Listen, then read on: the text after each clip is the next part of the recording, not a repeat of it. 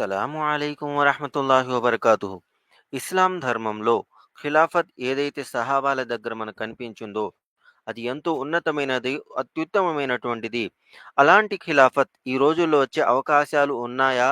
లేవా? ఆ సంగతి అటుంచినట్లయితే రాజకీయాల కోసము ఈ ఖిలాఫత్ అన్న పదాన్ని ఉపయోగించుకోవటం జరుగుతుంది.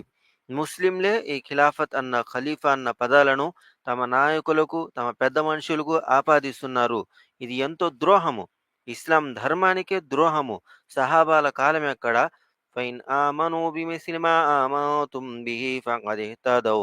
మీరు గనక సహాబాలలాగా ప్రవక్త ముహమ్మద్ సల్లల్లాహు అలైహి వసల్లం గారి సహచరులలాగా విశ్వసించి ఉన్నట్లయితే మీరు రుజుమార్గం మీద ఉన్నట్లు అని అల్లాహ్ సుబ్హానహు వ తఆలా అన్నాడు.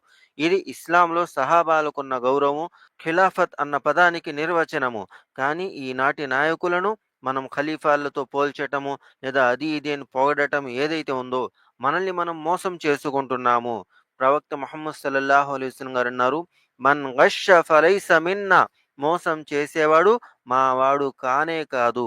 కాబట్టి ఈ రాజకీయ నాయకులను, ఆనాటి ఖలీఫాలను అస్సలు పోల్చకూడదు. ఈనాటి రాజకీయ నాయకులను, ఆనాటి ఖలీఫాలను సహాబాలతో అస్సలు పోల్చకూడదు.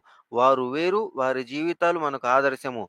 ఈనాటి రాజకీయ నాయకుల్లాగా మేము తయారు కాలేము, కాకూడదు.